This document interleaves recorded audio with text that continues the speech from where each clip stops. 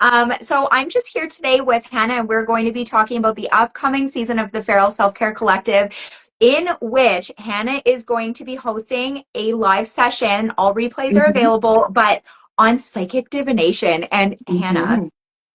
like, can I just tell you, I'm so fucking stoked for this because I know that you teach psychic divination to people all around the world. And so I'm Mhm. really excited for this. And I am just so grateful that you came on to be a guest speaker. But I guess first we should rewind.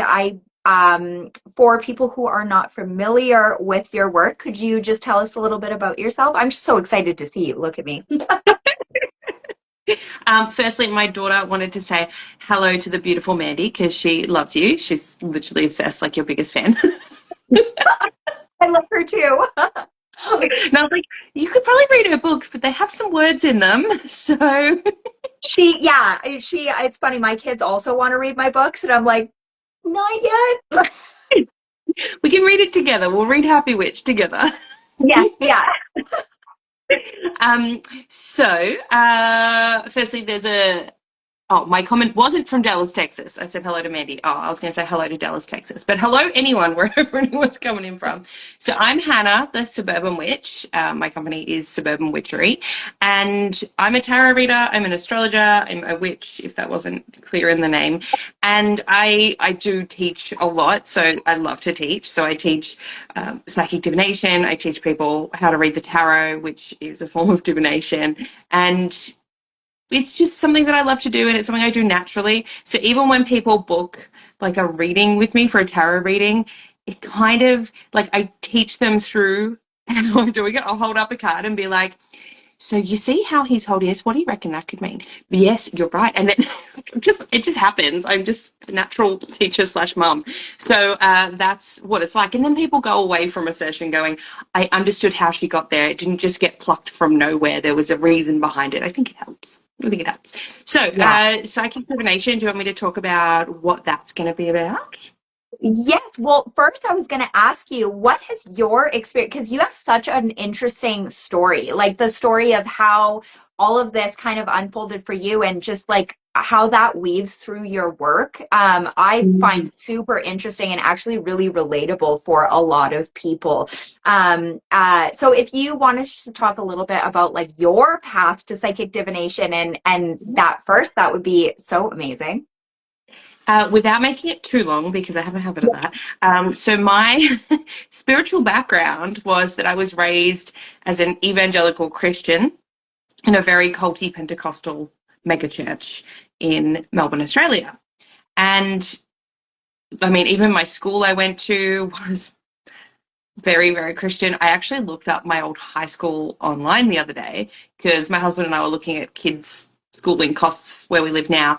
And I was like, I wonder how much it cost me back then. And so I'm looking at the website for my school, which I am not kidding, said nothing about education. There was nothing about education values, nothing about anything. It was literally just SEO for Christians. It was God, kingdom, kingdom values, like that was all the words everywhere. I was like, this doesn't even make sense when you read it. It's literally just if someone says, I want to send my kid to a Christian school, this website will pop up. And then, I mean, we looked up, it was ridiculously expensive. And I swear, I didn't even get an education there. Did Yeah. not like, our science was creationism. That was what they taught us. Like, so, oh, I had to teach myself evolution when Yeah. I was in my 20s. Like crazy. Wow. Anyways, I did that on the Khan Academy because I was annoyed that my husband, who was then my boyfriend, knew more about it than I did, and I felt a bit silly. So I went and educated myself secretly, and then came back and was like, I know this now. Yeah. I I can engage. Amazing. So yeah, so grew up in that very, very sheltered. We were only allowed to have Christian friends unless we were trying to convert them. So we could be friends with people who weren't Christian if we were actively trying to get them to come to church. It was very restricted in terms of media content, all of that. Even throughout all of that, I always had this desire to know more about all this stuff, right? The spooky stuff. You know, at the video store when they existed, you know, looking at the craft, like, and then I'd quickly hide it behind something like I wasn't actually looking at it. Like never, I didn't see that until this year. I literally watched The Craft for the first time like 2 months ago. It was not about, because a lot of people are like, oh, you were inspired by like 90s witch stuff. I'm like, no, literally I was not. Yeah. Wasn't allowed to watch Snow White because it had a witch in it, or the Smurfs because Gargamel was a warlock. Like, what kind of childhood is that? Anyway, my kids watch all the witchy shit now. So there was that inner desire a lot of the time. And I was very spiritual. I was a very spiritual little kid. And I was often desperate for experiences within the church. And I got them. I had a few experiences where I had literally precognitive visions, which means a vision of the future. And, you know, I had dreams that I remembered all the time. Sometimes they would come true, or they would tell me something that was going to happen, even though it wasn't like an image of what was going to happen. Like, oh, I saw this and that means blah. So in the church, they said that I had the gift of prophecy, which wonderful, great. I had a name for it. But I misinterpreted a lot of those visions as, you know, me being a preacher and a missionary.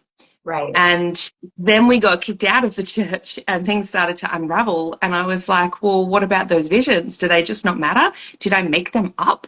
Did I just fall asleep and was dreaming? Like, what about them? But they still actually ended up coming true. Not in the way I expected. So I had one vision where there were all these kids in front of me, obviously not very well off, you know, dirt floor type of thing. And I, in my young, immature mind, had gone, oh, these are kids like what I see on the 40-hour famine advertisements on TV. I'm obviously going to be a missionary, because that was my only frame of reference as a 10-year-old. But when I got older, kicked out of the church, wasn't even doing anything missionary-like at all, I ended up teaching English at an orphanage in Cambodia for a couple of months. And that was like, the reason I did that was because I went there to visit with a friend, and that was my image. The vision was like exactly what I saw. And I went, oh, it did come true. It was real. It just wasn't missionary work. It was me backpacking and volunteering my way around the world. Oh Whoa. my gosh. So then there was a bit of, because I'm getting, you know, that's validation. And then you go, okay, but why did I get that, you know, 10 years earlier? Why did that come through to me? How did that come through to me? And I had a few other experiences on my travels, like supernatural, very spooky. I don't want to scare anyone. Very spooky experiences that were probably scarier because I didn't have the knowledge or the understanding. And I was looking at it from the basis of someone who was raised evangelical, so everything was demonic. So that made it worse. So I've been through the fear of like dealing with divination and witchcraft and all of that. I've had to deconstruct that along with the religion. But yeah, then a few other things happened that I couldn't explain away, and I had witnesses that were like, how the hell did you know that? And I was like, I don't know how I knew that, it just happened. And so it forced me to find answers. And in doing that, I discovered things like the psychic senses, and that I was actively using them in multiple different ways. And so I dived even deeper into those. And then I started with tea leaf reading because that felt a little bit safe. And then I bought a tarot deck. That was terrifying. It took me like 2 years to work up the courage, and dived into astrology. And then just Bob's your uncle. I am now like the witchiest person I know. So I love that. I love that so much, because I find like there's a very common theme of like the weird child to witch pipeline. Like it's so crazy, because I feel like we all have these origin stories of being drawn to these things from like a really early age, almost like we're pre-installed. And like, I mean, I guess it depends on what you believe in, if in terms of past lives or soul missions or anything like that. But I find there is this common thread, and really depending on the context that you're growing up in and how supportive it is, can really shape how open you are to it or how you interpret it. Because like in my case, I grew up like my grandpa was like very strict Roman Catholic. And so my mom was kind of like atheist, right? Like as a reaction to that. So I grew up like, and I think that's why I was more in the secular witch, you know, path there, because for me it was like, I mean, I had the mental health trauma of like seeing and hearing things that weren't there and being hospitalized for that and stuff. Some things I'm still unpacking now, because I'm sure, as you know, it's like the deconditioning process is just never ending. Like it really is not a one and done thing. But it's so interesting to be able to look back and see, because in hindsight, obviously everything is so much more clear, and be like, oh, I actually needed to go on that winding path in order to get here and have what I would say is even like a deeper level of understanding, right? Be having to reconcile those things that feel very at odds with one another. Well, you're 1-3 as well in human design. So I think we've probably got that very similar aspect to us. And I call, especially with the number 3 there, it's the learn the hard way. Oh, is yeah. what I put those two together. The 1-3s are, you're going to have to learn it, but you have to learn it yourself. No one can teach you. You have to learn the hard way. You learn through experience, essentially. And I mean, one of the comments I get from people all the time, like I'll meet people and they meet a version of me, and then they start hearing some of my like stories, like, oh my God, there was this one time when I was in Peru, and I'll start telling them this story, or this one time when I was doing this, and they're like, how many lives have you lived? And I'm like, I don't know. Yeah. Yeah, Lots, 3 lives, right? they'll have lived multiple lives, like so many. It's like what is that movie? There was like a movie about, it was like The Illusionist, one of those movies about magicians where it's like they kept making a version and then killing it and making a new version. Oh, Like, and it was like this weird thing, but it's so funny because that's how I see 3 line. It's like you become a version and then it's like, okay, that version dies and now you're this new yeah. version. It's this ongoing process of like really incredible transformation. But as you said, they all have this through line that later on you're like, oh, that's why I did that thing, or I know this because of that, right? Like there's this Yeah. really strange, I just believe everything I experience, there's a reason for it. I Yes. mean, to an extent. There was, for example, recently last year I went to Oxford University, and I was taking a summer school with the Faculty of Astrological Studies, FAS. Anyway, so they had a class there on astrocartography and local space astrology. And I was like, fuck yeah, I'm doing that one. That is the one I want to do. So I did those. There was a couple of classes, and oh my God, mind blowing, like the best classes I've ever done. Fantastic. And one of the things, so we started with astrocartography, that's the birth chart over the world map, essentially, understanding how it works, why it works, how to read it, all of that. Then we went into local space astrology, which is kind of like your birth chart, but from your exact vantage point here, spreading out geographically over the space locally. So rather than looking at the entire world, we're looking at exactly here and like different lines and how they go through your local community. But you can bring it even narrower, and you can actually overlay those lines, those chart planetary lines, onto a map or floor plan of your home, like astrological feng shui, and then decorate or work with or plan out your home based on that. Like you would put your workout equipment on your Mars line, for example. And I'm sitting there just like, because my background in work, right? Before I started my own business and did all of this, was in construction. I studied interior design. I got into construction. I was like, floor plans were my entire life. And then it was almost like I did this full 180 switch, and then they didn't exist anymore. And then suddenly they've popped back up, and I'm like, oh, my two skills together, I can do that. So yeah, now I'm exploring that whole world. Yeah, well, and it's like that's the cool thing, I think, is the fact that these things can build on one another and they can make it so that you become like, I don't know, it's like almost like hyper qualified on very like incredibly niche specific things that are like from a very strange angle. Because yeah, my old career, like I have a degree in psychology, my old career was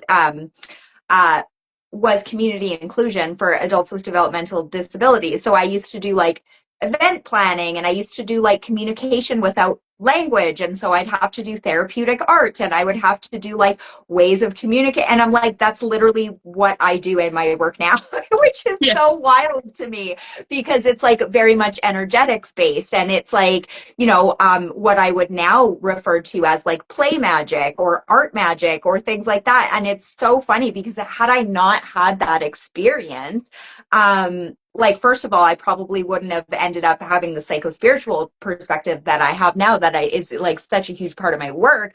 But also even like what I'm doing in the collective, I'm like, this feels to me like, in hindsight now, such a through line from what I used to do, where it's like, no, it doesn't matter where you are. We're meeting you where you're at. And it doesn't matter, like, you know, what your experiences were. Like, we're just going to do the things to try and feel better and to try and shift our energies and things like that. So it's so interesting to be able to like be in it, because I think this is part of being a 1-3 as well, where you're like in it and you're like, I don't like, why? Like, what is this? What is happening? And then in hindsight, you're like, oh, so everything happens for a reason and you have to trust it. Like, Yeah. thanks, I hate it. Like, Absolutely. So for the next season of the collective, so if anybody is watching this, Hannah is going to be one of 6 guest speakers in the next season of the collective, which I'm super excited about. So if people are not aware, this is a 12-week membership program. You don't have to have been in season 1 or 2. It's not like they build upon each other. And even within the seasons, each session, because there's 12 sessions, they're weekly, each session doesn't even build upon one another. It's just kind of like a grab bag toolkit of new tools, practices, and experiences for you to incorporate into your practice and to make sure that you have accountability and support to practice consistently.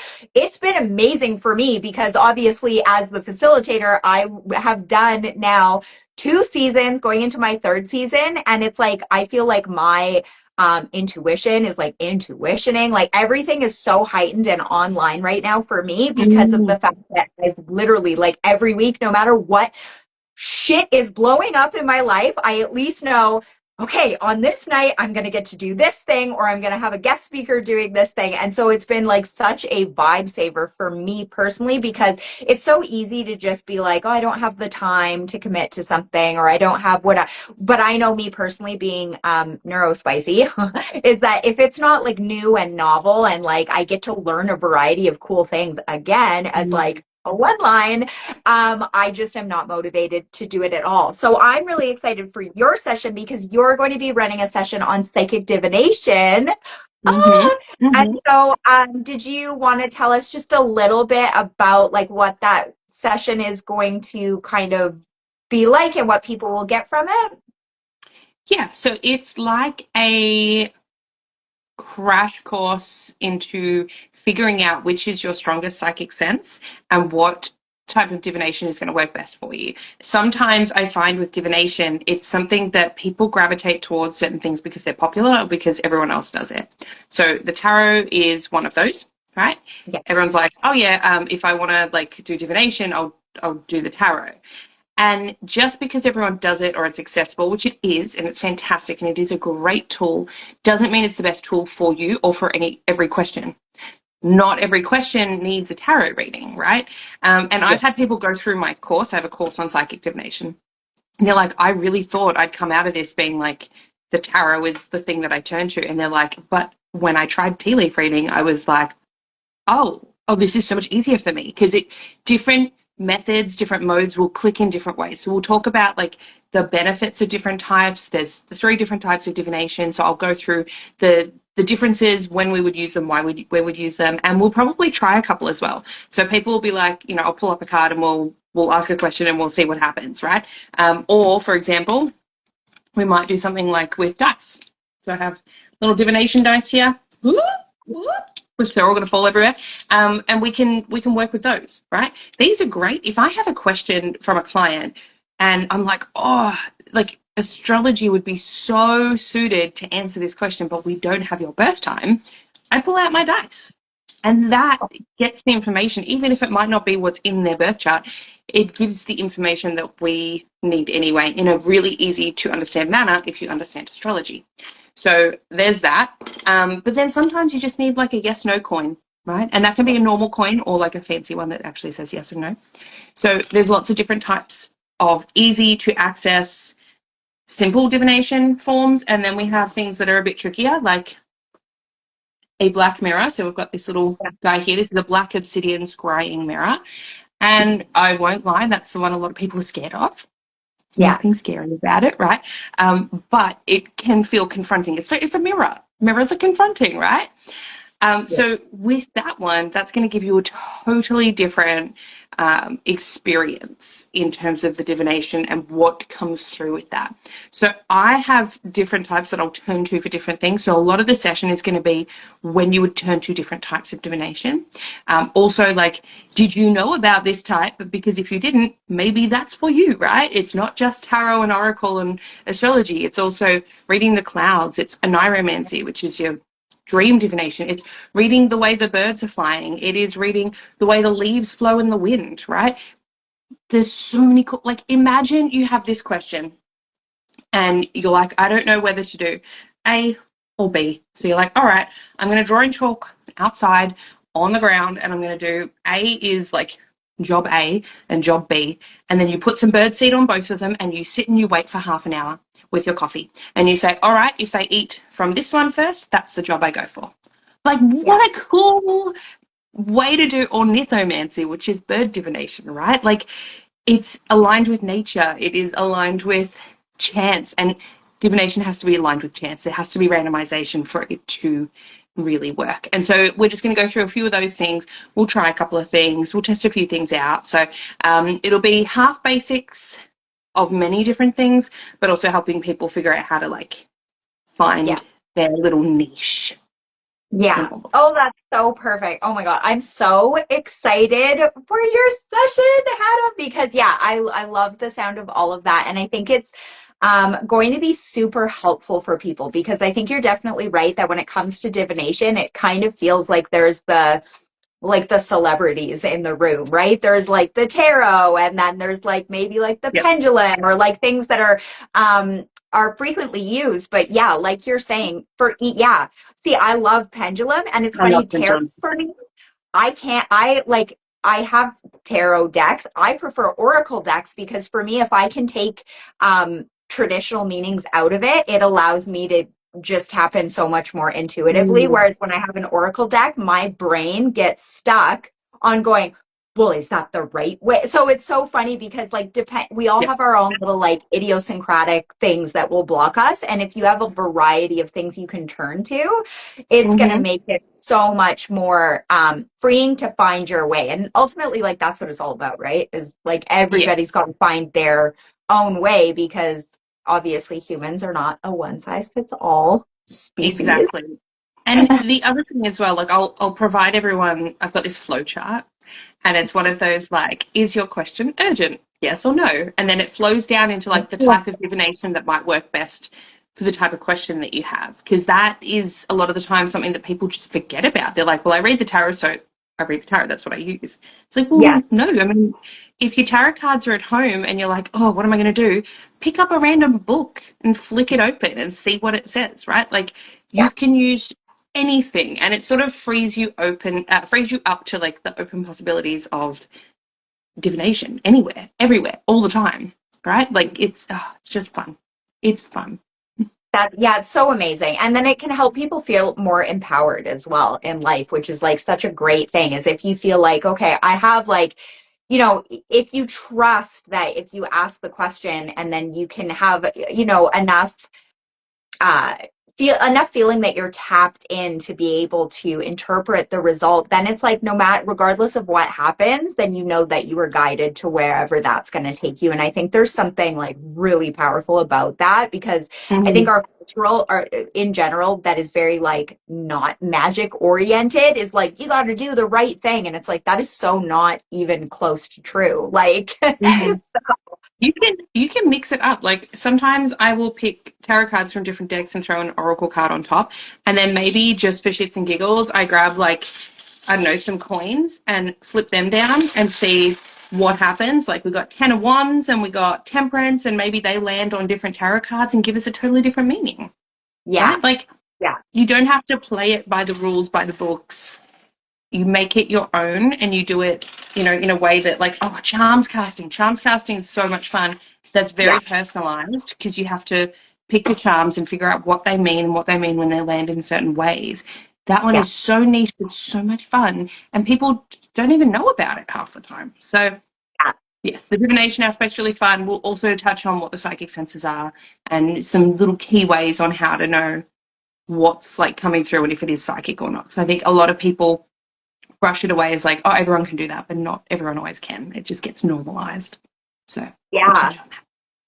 My gosh, I love that so much. Okay, well, thank you so much, Hannah. I'm super excited for your session. So anybody watching this right now, check out the link in my bio for the upcoming season of the collective. There's only 2 weeks left to join because we start on July 7th. So it's 12 weeks of actionable tools, practices, and experiences. So there is typically 2 types of people that join this. There's the type of person that wants to come in, they want to do the community group, they want to come to the live sessions, but like there's replays available for everything for up to a year, probably even longer. We say a year just because you never know if you're going to have to change your website, and that's a whole thing. But like you will have access to replays. The second kind of person just wants to have like 12 classes at a ridiculously accessible price that they can kind of access at their own time, whether it's like 4 o'clock in the morning or whether it's 2 weeks late. Like I still have people, I still am getting website hits, people watching replays from season 1, which was like in January. So it's like a really cool thing to do if you love